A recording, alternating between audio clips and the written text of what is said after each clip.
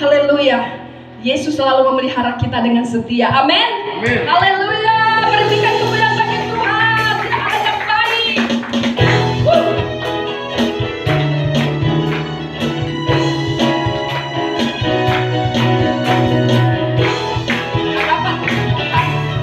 Kita bawa hati kita bersyukur dalam hadirat Tuhan. Hadapan kemenanganmu, ku datang menyembahmu, membawa hatiku, membawa hidupku. Teringat kasih setiamu di dalam setiap langkahku. Engkau baik dalam hidupku. Engkau baik,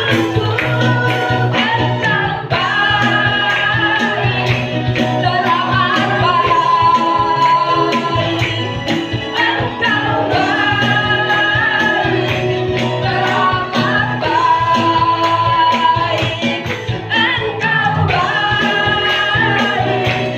Engkau baik, teramat baik. Engkau baik, teramat baik. Hadapan kemenanganmu, ku datang menyembahmu, membawa hatiku, membawa hidupku.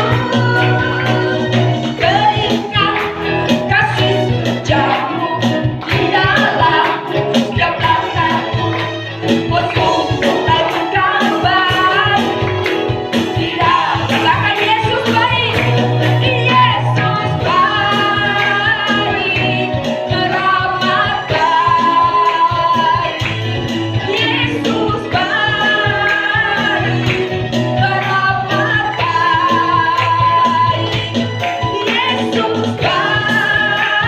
baik, teramat baik.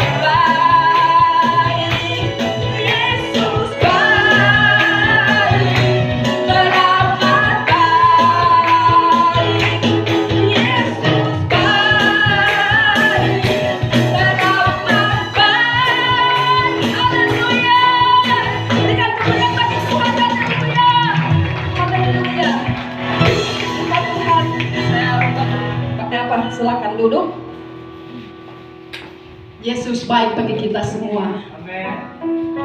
Kita sadar bahwasanya kita boleh ada sampai hari ini. Kita kembali boleh bertemu, memuji, memuliakan nama Tuhan. Bukan kuat dan gagah kita, tapi semata-mata karena pemeliharaan Tuhan, karena anugerah Tuhan. Sepanjang kehidupan kita, Dia setia memelihara kita. Haleluya. Saya ada pemberitahuan bahwa gereja GB Life tidak mengedarkan kolektan. Namun bagi Bapak Ibu Saudara yang rindu memberikan persembahan, memberikan persepuluhan, mari berikan di kotak persembahan yang sudah tersedia di lantai 1. Tuhan memberkati kita semua. Mari persiapkan hati kita. Kita masuk lebih lagi dalam hadirat Tuhan. Kita mendengarkan kebenaran firman Tuhan. Kita menyembah Tuhan. Haleluya. Sikira laba-laba-laba-laba ya sikira laba-shanda. Terima kasih Tuhan Yesus. Engkau berjalan di depan kami Tuhan, menuntun setiap langkah kami Tuhan, sehingga hari lepas hari, bulan lepas bulan, bahkan tahun lepas tahun, kami merasakan kasih setiamu. Sebab Engkau Allah Immanuel, Allah yang tidak pernah meninggalkan kami. Terima kasih Tuhan Yesus. Mari angkat pujian kepada Tuhan.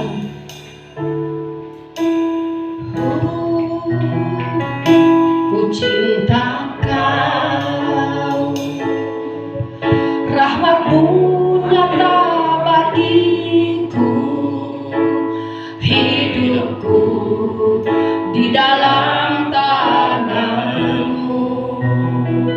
Sejak pagi ku terbangun sampai ku terbaring, ku nyanyi kebaikan-Mu Tuhan. Terima kasih Tuhan Yesus. Sepanjang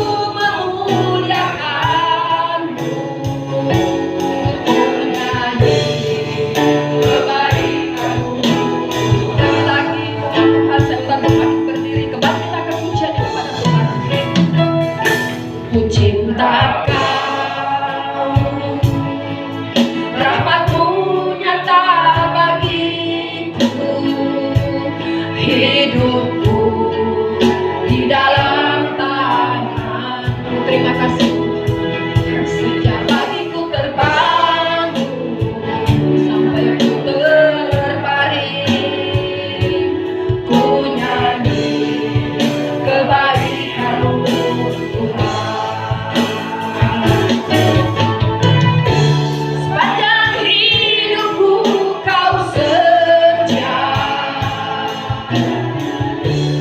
sepanjang hidupku Kau sangat baik, dapat ku memuliakan-Mu, ku nyanyi kebaikan-Mu. Lebih lagi dengan seluruh hati katakan kepada Tuhan, sepanjang hidupku Kau setia, sepanjang hidupku Kau sangat baik, dapat ku memuliakan-Mu, ku nyanyi kebaikan-Mu Tuhan, ku nyanyi kebaikan-Mu Tuhan, ku nyanyi kebaikan-Mu Tuhan. Haleluya, haleluya, haleluya. Sepanjang hidup kami Tuhan, kami rasakan kebaikan-Mu, sebab Engkau Allah Immanuel, Allah yang setia menyertai kami. Haleluya, terima kasih Tuhan, Engkau bawa umat-Mu Tuhan untuk bersyukur dan bersyukur berterima kasih atas kebaikan-Mu di dalam hidup kami. Haleluya, haleluya, haleluya Bapa. Terima kasih ya Tuhan, terima kasih Roh Kudus, terima kasih ya Allahku. Haleluya. Mari ingat-ingat kebaikan Tuhan. Mari renungkan kebaikan Tuhan. Mari hitung berkat Tuhan yang sudah kita terima. Sikira laba-laba ya, sikira laba-laba ya syanda. Roh Kudus, inilah kami umat-Mu. Hira laba-laba shi, hira laba-laba ya she, hira laba-laba syanda. Terima kasih Tuhan. Terima kasih Tuhan. Mari perbanyak bersyukur kepada Dia. Hira laba-laba ya syanda. Engkau berjalan di depan kami Tuhan Yesus. Kami sadar Bapa, kalau kami boleh bangun di pagi hari, kami boleh menghirup udara yang segar, semuanya karena berkat-Mu, semuanya karena anugerah-Mu Tuhan. Sikira laba-laba ya syukur. Ketika Engkau bersyukur, ada kekuatan yang mengalir di dalam hidupmu saat pagi hari yang indah ini. Ketika ada hati yang selalu bersyukur, maka setiap penyakit akan dilenyapkan dari tubuhmu. Haleluya. Sikira laba-laba ya sikira laba syanda. Nikmati kekuatan daripada Tuhan. Hira laba-laba ya shi, hira laba-laba ya syanda. Ketika kita bangun sampai kembali kita terbaring, Dia terus memelihara kita, Dia terus memantau hidup kita. Haleluya, haleluya. Terima kasih Tuhan Yesus, terima kasih Bapa. Haleluya, syukur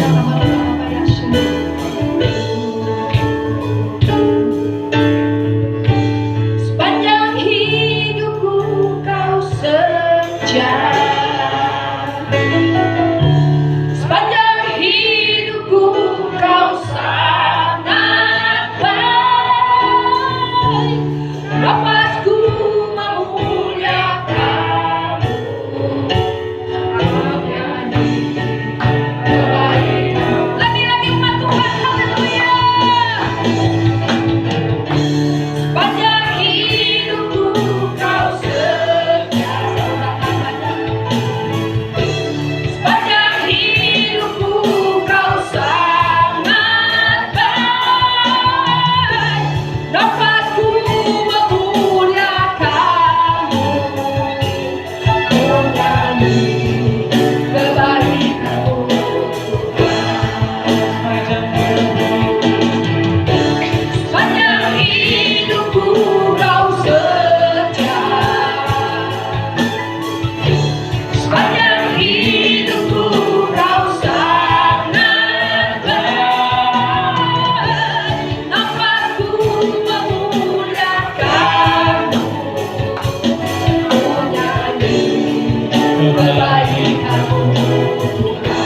menyanyi kebaikan-Mu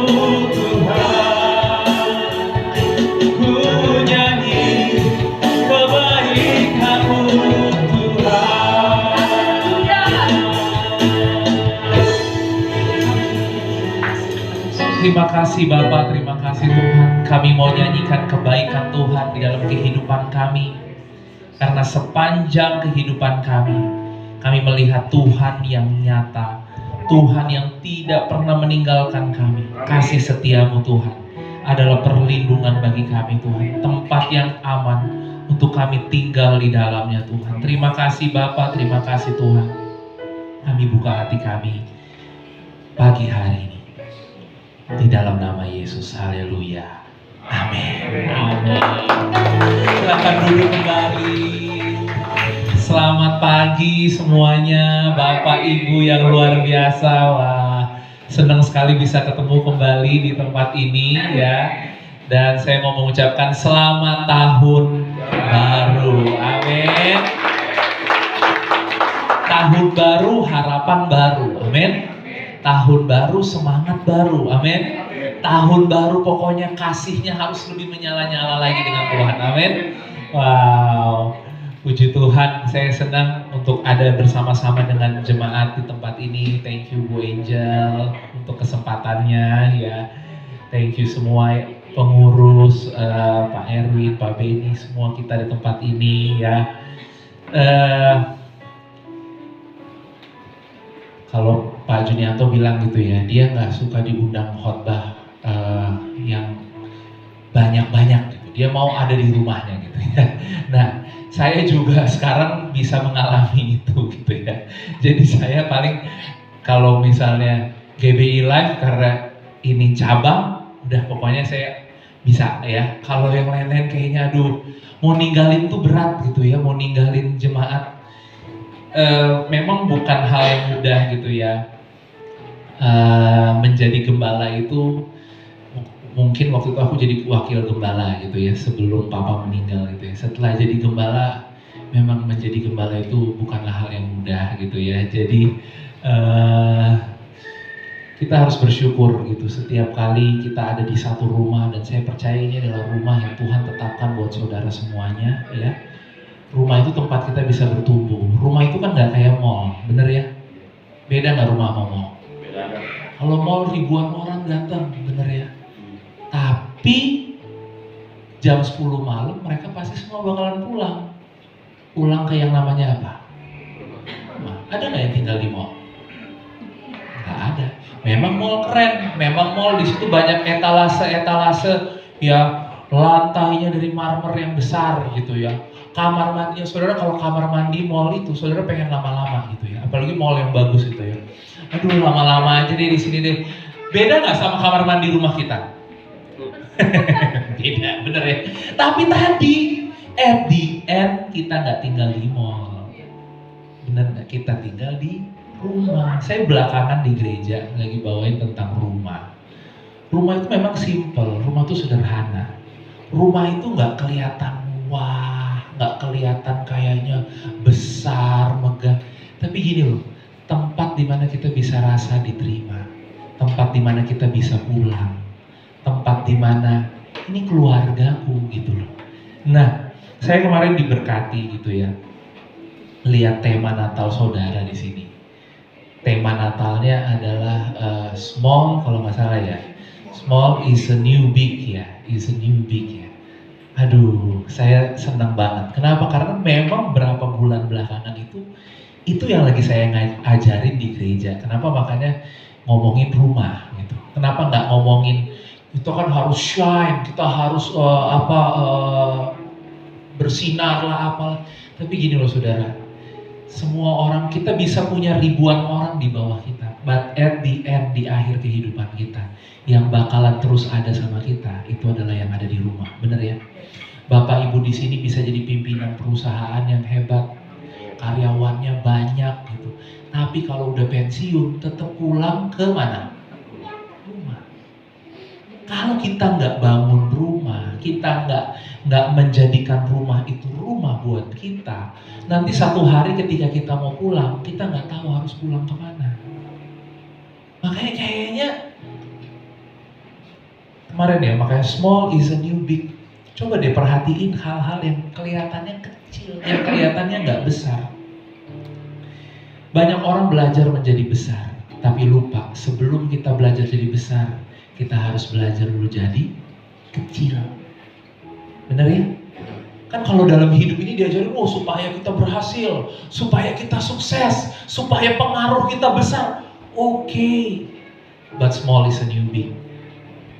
Mau nggak belajar dari hal-hal yang kecil? Banyak orang gini, biasa dengan hal yang besar sehingga hal yang kecil dalam kehidupannya dia nggak bisa syukurin. Dia perlakukan itu enteng-enteng aja. Saudara, Alkitab bilang ini, asal ada makanan dan pakaian cukup. Seberapa kita yang di sini bersyukur buat makanan dan pakaian? Tapi yang kita cari yang kurangnya, bener nggak? Selain makanan dan pakaian, saya belum bisa beli ini, beli itu, punya ini, punya itu. Kira-kira saya mau tanya, yang saudara khawatirin dan yang saudara bingungin belum punya itu makanan dan pakaian bukan? Bukan kan? Makanya kita selalu merasa nggak cukup.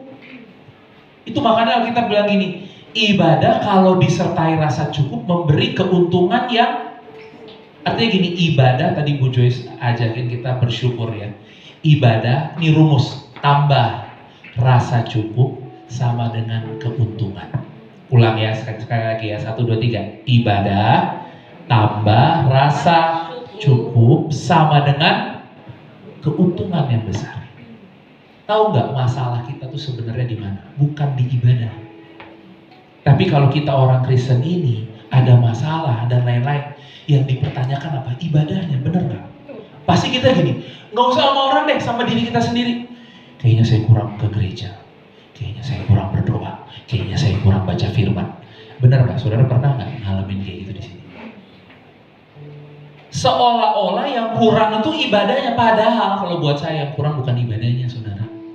Yang kurang apa? Tadi tambah rasa cukup. Jangan-jangan nggak ada tambah rasa cukupnya. Tambahnya rasa kurang. Ya dibalik, ibadah tambah rasa kurang sama dengan kerugian besar. Makanya selalu ngomongnya gini, rugi saya jadi anak Tuhan, rugi saya pelayanan, rugi saya ke gereja. Kenapa kita rasa rugi? Karena kita nggak bisa rasa cukup. Dan rasa cukup itu bukan dengan hal yang gede masalahnya. Masalahnya bisa nggak kita mencukupkan diri kita, pikiran kita, hati kita dengan hal yang kecil.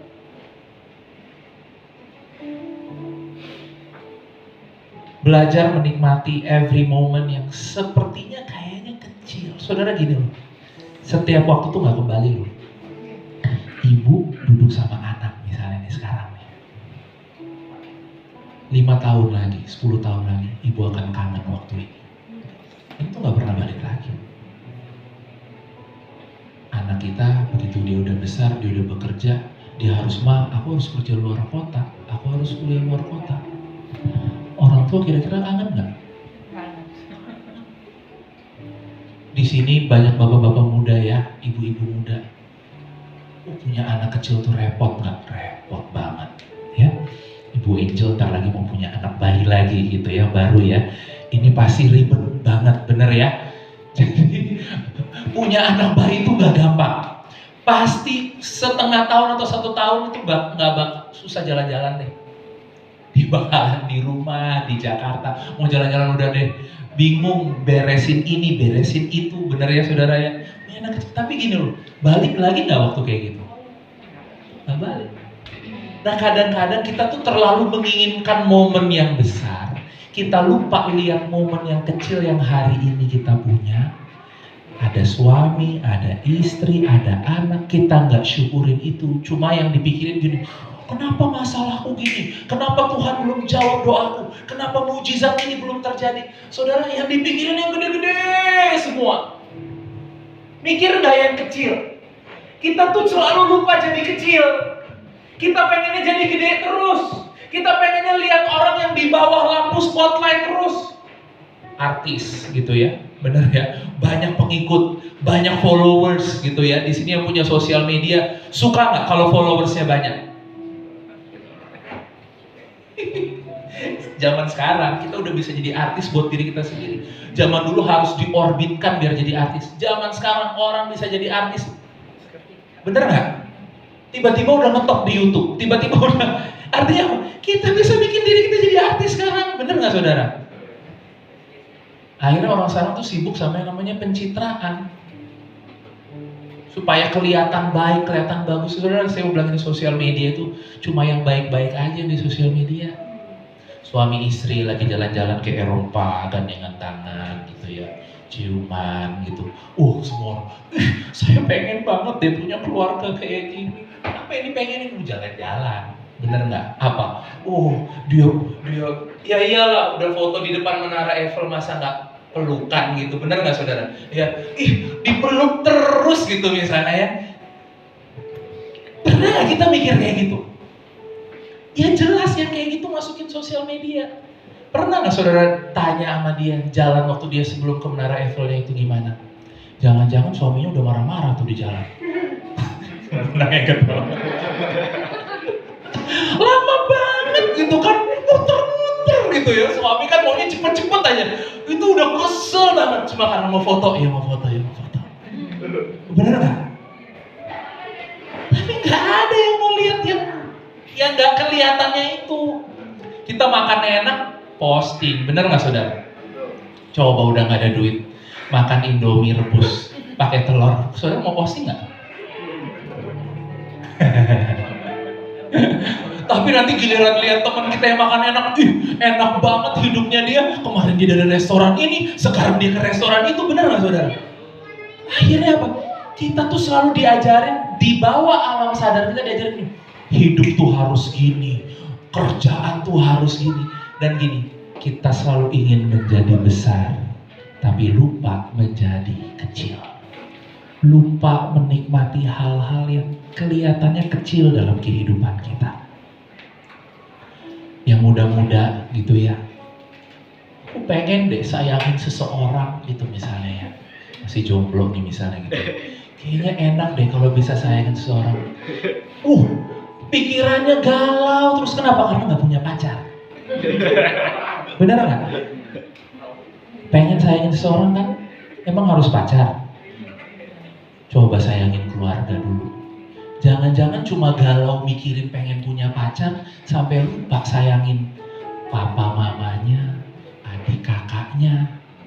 Iya nggak? Kan semua orang udah punya pacar, Pak. Masa aku nggak punya? Kalau hari ini belum punya pacar, berarti ini masih waktunya kita sayangin keluarga kita, benar nggak? Kenapa dibikin ribet?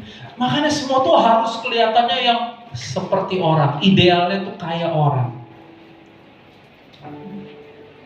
Belajar pelan sebelum belajar cepat. Ya. Karena kita harus hari-hari ini bisa tahu, bisa tajam saudara. Ngomongin gini loh, sebenarnya yang aku pengen tuh apa sih? Intinya apa sih? Inti dari semua yang aku lakuin apa? Sekarang ini saudara kerja siang dan malam, saudara tanya deh sama diri saudara. Intinya apa? Jangan-jangan kita cuma kayak kayak mesin aja, ikutin polanya dunia ini sampai kita lupa untuk ngerem dikit dan tahu arti semuanya itu apa. Saya pernah diajarin sama, bukan diajarin, pokoknya kita lagi mau bikin konten lah di gereja. Yang videografernya itu nanya gitu, bro, lu nggak mau kayak personal branding gitu kan? Sekarang kan lagi zaman branding gitu ya. Ya nggak apa-apa aja sih, saya bilang gitu ya, boleh-boleh aja. Cuma saya balik tanya sama dia, tapi kayaknya gue nggak mau deh bro, gue bilang gitu. Kalau mau nanya, kenapa nih? Oke, personal brandingnya berhasil, terus saya terkenal. Contohnya nih saudara, terus saya, tiap minggu jadwal khotbah di mana-mana gitu misalnya. Setelah selesai itu, kira-kira jemaat saya gimana? Mendingan saya sama jemaat saya bilang gitu. Mendingan saya sama yang kayaknya, karena gini, orang bisa bilang gini, khotbah dia keren ya. Tapi gini loh, khotbah yang keren itu 1 minggu 2 minggu lupa nggak saudara? Lupa kan, benar kan? Tapi kalau misalnya gini, gembala saudara di sini gitu ya, saudara punya anak, dia yang doain. Nanti saudara ngapain, dia ada di situ lagi. Ya nanti saudara kecewa, ngadunya sama dia. Saudara marah, ngadunya sama dia. Di kantor ada masalah, ngadunya sama dia. Tapi gini loh, membangun sesuatu yang terus ada dalam kehidupan kita, itu lebih bernilai. Daripada hanya sekedar kelihatan spotlight, dia keren, dia bagus. Makanya kan gini saudara, banyak artis-artis ketika dia ada di titik tertinggi, dia tetap merasa kosong dan akhirnya ujungnya dia ngapain? Bunuh diri. Karena semua orang berlomba-lomba menjadi besar dan kita lupa menjadi kecil. Saya bukan mengajarkan saudara tidak usah bermimpi atau tidak usah berharap. Tapi gini loh, kalau hari ini harapanmu belum terjadi, mimpimu belum terjadi, ayo lihat hal yang ada di sekitar kehidupan kita. Amin. Kita lihat ayat dulu deh, ini dari tadi belum lihat ayat. 2 Korintus 4 ayat 7. 2 Korintus 4 ayat 7 bilang gini, tetapi harta, sama-sama katakan harta. Harta ini kami punyai dalam bejana tanah liat, supaya nyata, sama-sama bilang nyata, bahwa kekuatan yang melimpah-limpah itu berasal dari Allah, bukan dari diri kami. Saudara, ini 1 bulan 2 bulan belakangan ini udah diajarin kan sama Pak Judianto ya. Harta yang sesungguhnya siapa? Siapa? Yesus.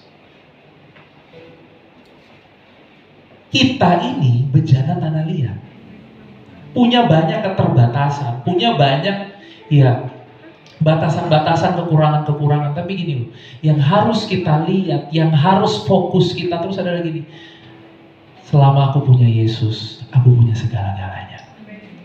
Jadi kan jangan sampai gini saudara, kekristenan kita tuh jadi gagal fokus, salah fokus. Kekristenan kita tuh bukan hanya sekedar supaya doa dijawab, dapat mujizat. Saudara, mujizat yang sesungguhnya, jawaban yang sesungguhnya itu Yesus. Jangan sampai kebalik. Yesus, temenin aku dong supaya aku dapat tujuan akhir. Apa tujuan akhir? Kesuksesan, keberhasilan, uang banyak. Benar nggak? Atau Yesus tujuan akhir. Jadi ketika aku mendapatkan Yesus, aku telah menemukan yang aku perlukan dalam hidup ini. Kira-kira saudara, bagusan Yesus jadi tujuan kita atau Yesus cuma jadi alat untuk kita dapat tujuan kita? Yang gembala saudara ajarin belakangan ini adalah gini, menjadikan yang seharusnya jadi goal itu jadi goal. Inti hidup itu nih harta ini saudara. Jangan bejananya yang kita Bukan salah memperbagus bejananya, nggak salah, saudara.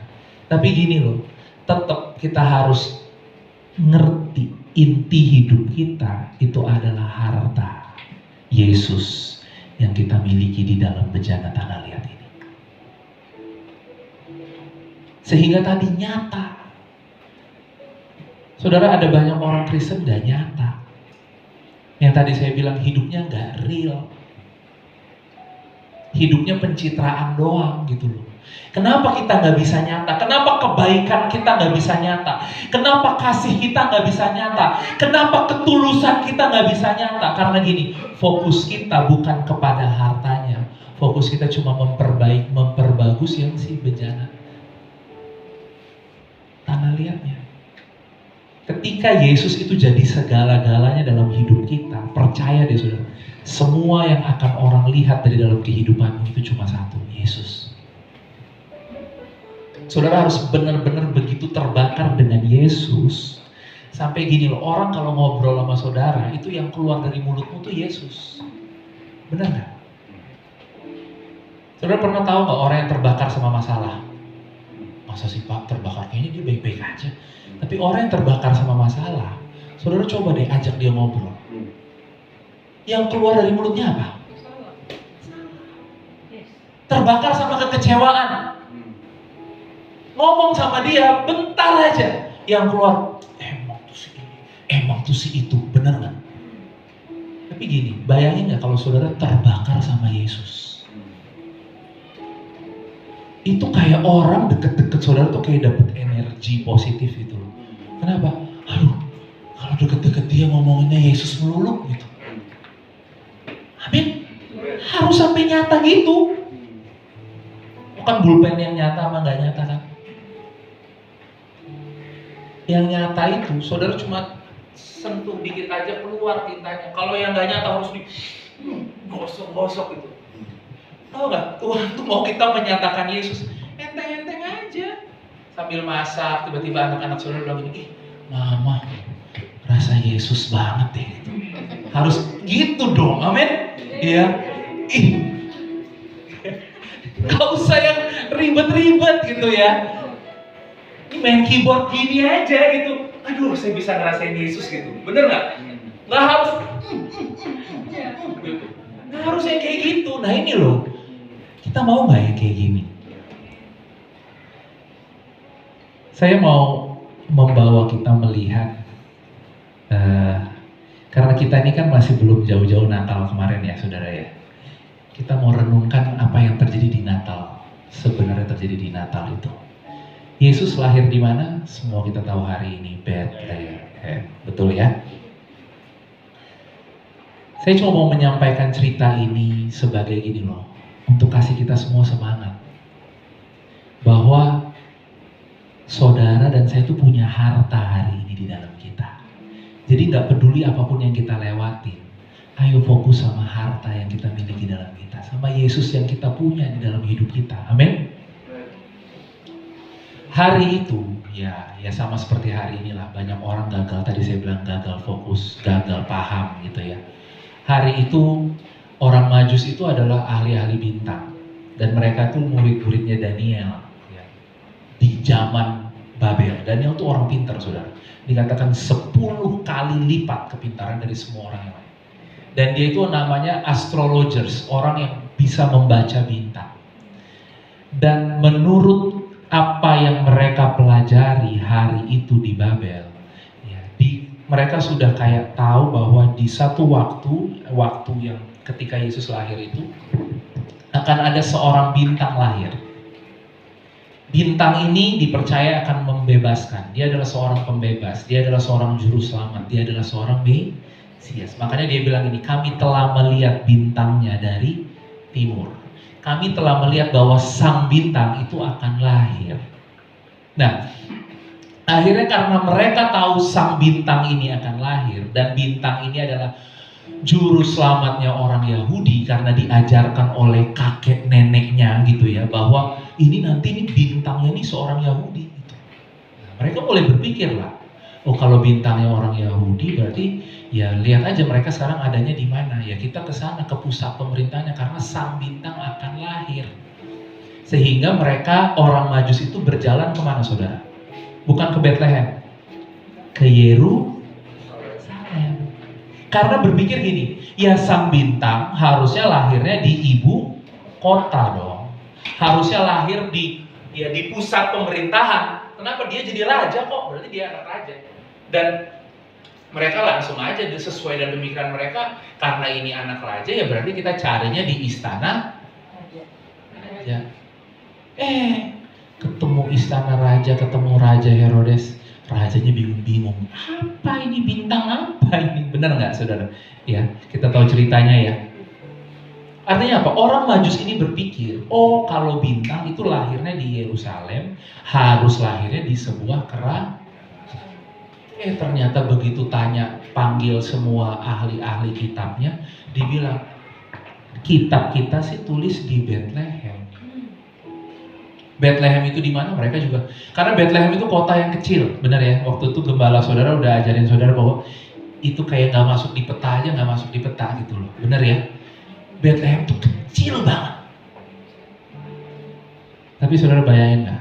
Ada keajaiban Tuhan di tempat yang gini, yang kita nggak pernah bayangkan, yang kita nggak pernah duga. Kita mikirnya kalau Tuhan ajaib itu Pak, saya harus punya kerjaan yang bagus, gajinya segini, itu Tuhan ajaib. Tapi saudara pernah mikir nggak, ketika saudara melakukan hal yang kecil dalam kehidupanmu yang sepertinya kayak Bethlehem, yang nggak masuk hitungan orang, yang orang nggak pernah perhatiin, yang bukan jadi tujuan wisata orang gitu loh. Tapi saudara mau nggak tetap melakukan hal yang saudara lakukan di Bethlehem saudara hari ini, karena tahu di situ ada keajaiban Tuhan. Ibu, di dalam suamimu itu ada keajaiban Tuhan. Bapak-bapak, di dalam istrimu itu ada keajaiban Tuhan. Di dalam anak-anakmu itu ada keajaiban. Ya mungkin hari ini kita bilang gini, aduh keajaiban apa Pak? Ya kita punya banyak excuse kita lah. Tapi gini loh, di dalam mereka yang bungkusnya tadi ya, tanah liatnya tuh beda-beda saudara. Ada yang tanah liatnya cerewet, ada yang tanah liatnya takutan, ada yang curigaan, ada yang emosian. Pokoknya bentuk tanah liatnya tuh macam-macam. Tapi gini deh, satu hal yang pasti, ada Yesus di dalam kehidupan mereka. Artinya gini, ada keajaiban dalam kehidupan mereka. Mau nggak kita kayak orang Majus yang akhirnya gini, mereka pergi ke Bethlehem. Saudara, menariknya gini, Bethlehem ya memiliki arti rumah roti. Beth itu rumah, Lehem ada orang artikan itu roti. Memang artinya rumah roti. Tapi gini, ada arti lain dari Bethlehem. Lehem can also means fighters. Jadi Bethlehem artinya gini, rumah fighters. Rumah para pejuang. Jadi selain rumah roti, karena bahasa Ibrani itu memang punya arti yang berlapis ya saudara, punya arti yang banyak. Dan salah satu artinya adalah rumah para pejuang. Dan kita lihat pejuang Israel yang terhebat buat mereka sepanjang masa sebelum ada Yesus ya. Siapa namanya? Daud. Itu lahirnya di mana? Di Bethlehem. Sehingga buat mereka hari itu adalah rumah para pejuang. Yesus lahir di mana? Bethlehem, rumah para pejuang. Saya mau bilang gini, Tuhan Yesus ada di dalam perjuangan saudara hari ini. Tahu nggak saudara yang ada di sini semua? Kalau Tuhan ada di sini, Tuhan cuma mau bilang thank you. Tuhan mau bilang makasih. Makasih ya telah menjadi mama-mama yang hebat. Gak gampang jadi ibu, bener ya? Makasih telah menjadi papa-papa yang hebat. makasih ya telah menjadi karyawan-karyawan yang hebat. Kenapa? Ini kabar baiknya. Kalau ini titik awal saya di sini. Dulu saya berpikir Tuhan itu akan ada di titik akhir. Dan Tuhan itu kan kita berpikir Tuhan itu penilai, benar nggak? Tuhan nanti akan gini. Oh, 80, 100, benar nggak? A, B. Guru kita dulu di sekolah gitu kan? Benar nggak saudara? Kerjain nanti di ujung baru dia nilai. Jadi kita berpikir Tuhan itu hanya ada di hasil. Pernah nggak kita sadar bahwa Tuhan itu bukan Tuhan yang berdiri di akhir doang loh. Tuhan kita adalah Tuhan yang hari ini jalan bareng kita, berjuang, lewatin perjuanganmu, menguatkan engkau, memampukan engkau, bukan cuma di akhir. Jadi Tuhan bukan cuma kayak nanti di akhir kehidupan kita dia jadi hakim dan dia bilang gini, kamu dapat segini, kamu cuma dapat segini, kamu kurang pahala, kamu. Kan agama ngajarinnya kayak gitu, benar nggak saudara? Tapi hubungan nggak ngajarin kayak gitu. Makanya kita ini kekristenan bukan agama. Karena agama cuma bilang Tuhan itu ada di akhir, nanti ada yang Tuhan yang megangin timbangan lah, bener nggak? Iya nggak? Ditimbang. Beratan baiknya apa beratan jahatnya, bener? Kira-kira Tuhan saudara gitu nggak? Lewat ini dibilang Yesus lahir di Bethlehem. Artinya gini, Yesus ada di dalam perjuanganmu hari ini. Setiap kita kadang-kadang nggak ada yang bangga sama perjuangan kita. Setiap kita di sini lebih berpikir gini, tujuan akhir. Wah, aku pengen nanti pada akhirnya. Mau nggak saudara hari ini, di detik ini, di menit ini bersyukur untuk dirimu. Bukan nanti bersyukur kalau aku udah sukses. Bukan nanti bersyukur kalau aku udah jadi anak-anakku udah besar, aku bisa berhasil membesarkan mereka. Saudara, sampai di titik ini, Tuhan tahu loh perjuanganmu gak gampang. Kita lawan diri kita aja nih kadang-kadang susah, saudara. Benar nggak?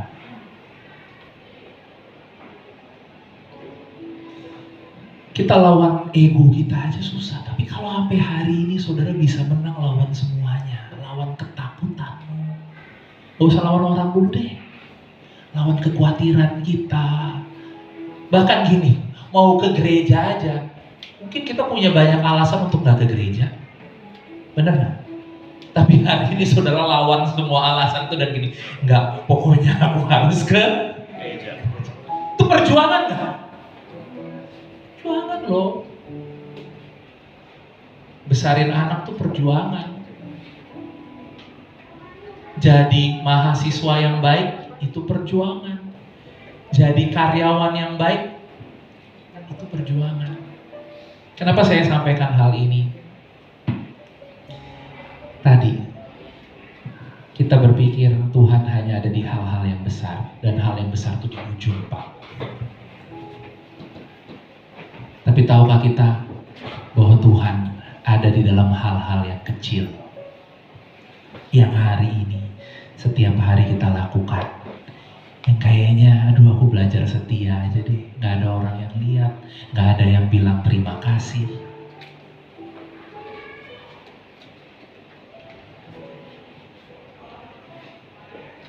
Waktu kapan aku jalan sama Daniel gitu, ini adikku ya. Tiba-tiba tuh aku dapat kayak gini, dan kita tuh jarang loh. Tiba-tiba lagi jalan sama Daniel, tiba-tiba dapat jarang ngomong terima kasih sama diri kita sendiri. Bener nggak? Pernah nggak ngomong terima kasih sama diri sendiri? Kita pengen orang terima kasihin kita, bener nggak? Tapi kita sendiri makasih nggak sama diri kita sendiri?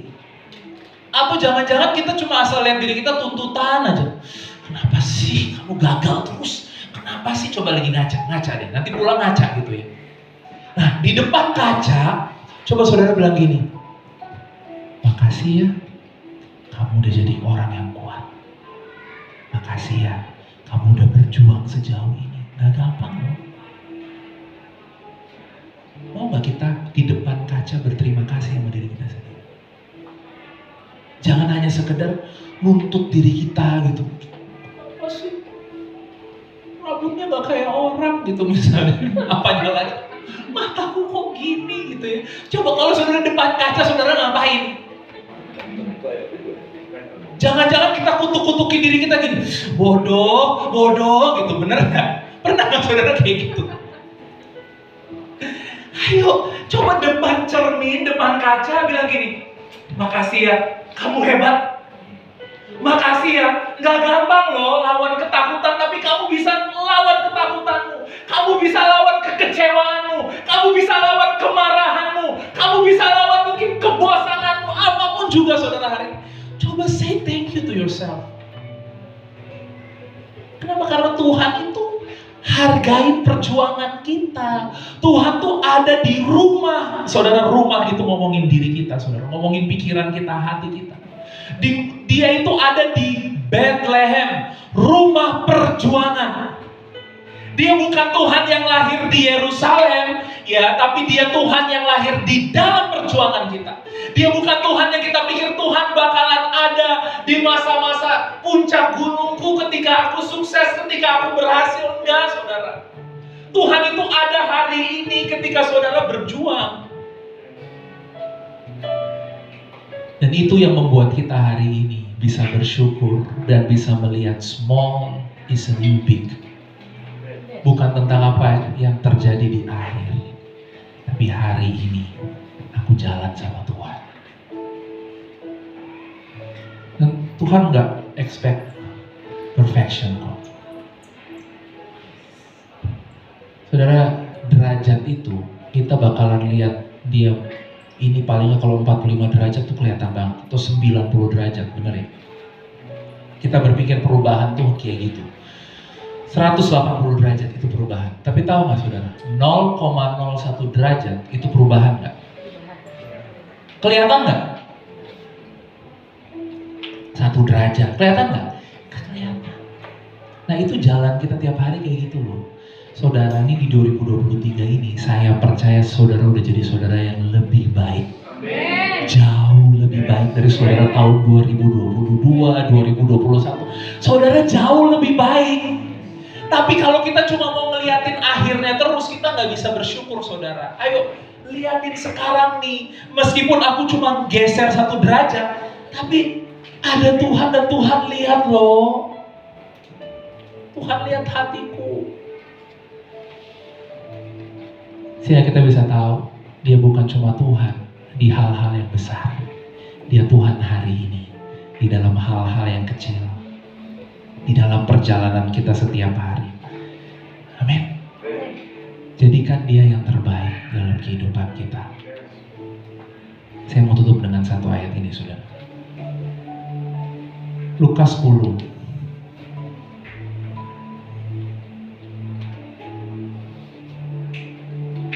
Kita lihat ayat 39 aja deh langsung.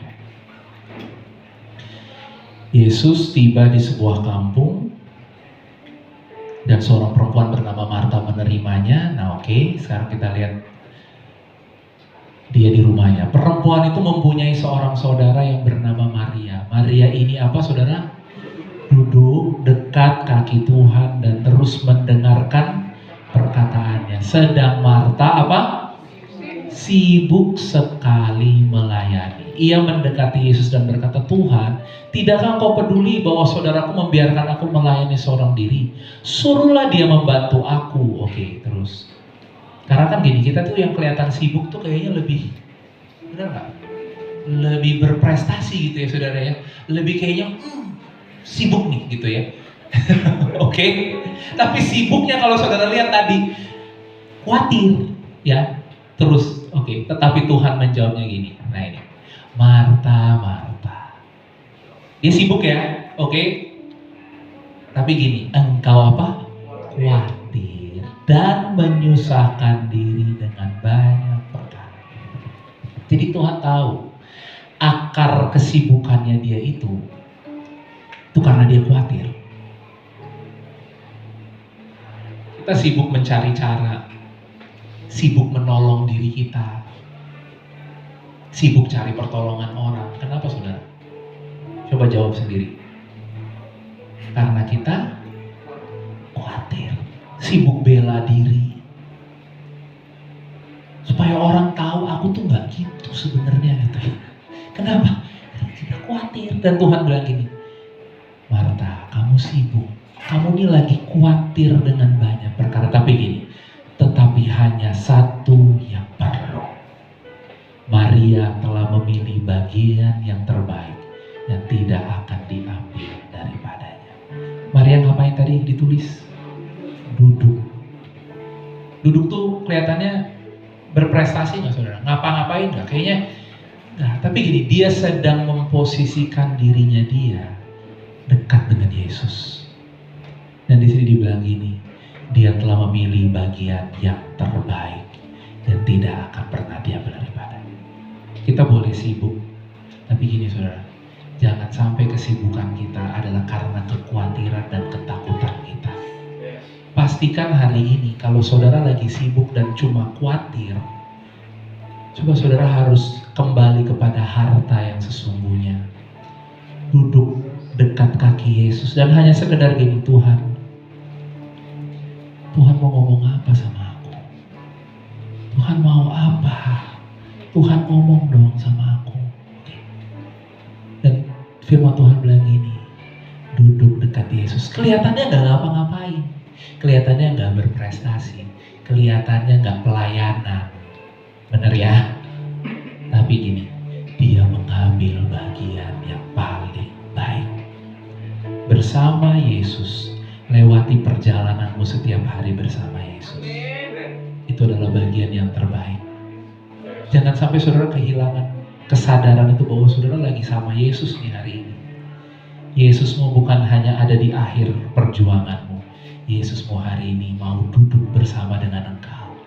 Dan mau cuma sekedar bilang gini, thank you ya, kamu udah jadi mama yang baik. Kamu udah jadi istri yang baik. Kamu udah jadi suami yang baik. Kamu udah jadi anak yang baik. Amin. Dia hanya mau melimpahkan kasihnya, sayangnya ke dalam kehidupan. Amin. Mari sama-sama kita datang kepada Tuhan. Kita akan nyanyi lagu tadi, sepanjang hidupku. Sepanjang hidupku kau setia. Sepanjang hidupku kau sangat baik. Nafasku memuliakanmu. Ku nyanyi kebaikanmu. Sepanjang hidupku kau setia. Sepanjang hidupku kau sangat baik. Nafasku memuliakanmu. Ku nyanyi kebaikanmu. Saya ajak saudara kita bangkit berdiri bersama-sama. Saudara, siang hari ini 1 menit aja, yuk kita tenangkan diri kita. Hari ini dengarkan Tuhan cuma mau ngomong terima kasih. Kamu sudah berjuang. Orang kadang-kadang lihat cuma hidup kita hari ini. Kamu kurang ini, kurang itu, gak punya ini, gak punya itu. Tapi kadang-kadang mereka gak pernah lihat perjuangan saudara sampai hari ini. Itu gak mudah. Dan hari ini Tuhan cuma mau bilang gini, makasih. Karena kamu telah berjuang, kamu setia, kamu mau taat. Seringkali sebagai istri, sebagai suami, kita pengennya nyerah. Kita pengennya ada kata-kata untuk bilang ini, aku udah gak kuat Tuhan. Atau mungkin saudara, dalam kehidupanmu, dalam pekerjaanmu, dalam karirmu, kadang-kadang saudara merasa gini, Tuhan udah deh, sampai sini aja Tuhan, aku udah gak tahu mau ngapain lagi, aku udah gak kuat lagi. Saudara, Siang ini Tuhan cuma mau berdiri di depanmu dan Tuhan cuma mau bilang gini, makasih, kamu adalah pejuang sampai di hari ini. Yuk jalan lagi sama aku yuk. Jangan nyerah. Bukan tentang hasil akhir yang harus besar, yang harus keren. Setiap hal kecil yang hari ini kamu sedang lewati, yang kamu setia di dalamnya, kamu adalah para pejuang. Dan aku ada di dalam kehidupanmu untuk menunjukkan bahwa hidupmu penuh dengan keajaiban. Keajaiban itu bukan pada bejana yang bagus, tapi pada bejana tanah liat. Hari ini supaya dalam kelemahan kita, masalah kita, kekurangan kita, keterbatasan kita, saudara tetap punya alasan untuk bermegah di hadapan Tuhan. Tetap punya alasan untuk mengucap syukur di hadapan Tuhan. Tuhan peluk setiap anak-anakmu siang hari ini dan buat mereka tahu bahwa mereka telah berjalan sejauh ini bersama dengan Engkau. Tuhan yang lahir di dalam setiap Bethlehem kami, Engkau ada dan melihat hari ini, langkah demi langkah yang kami lewati dalam hidup kami. Aku berdoa, kuatkan terus anak-anak-Mu Tuhan. Perlengkapi terus kehidupan mereka. Berikan mereka hikmat-Mu Tuhan. Kami gak mau hanya terus fokus pada hal yang besar. Kami mau mulai mensyukuri semua hal yang hari ini kecil di dalam kehidupan kami. Di dalam nama Yesus, aku memberkati anak-anak-Mu. Haleluya. Amin. Haleluya. Saudara diberkati dengan firman Tuhan pagi ini. Amin. Beri kemuliaan buat Tuhan Yesus.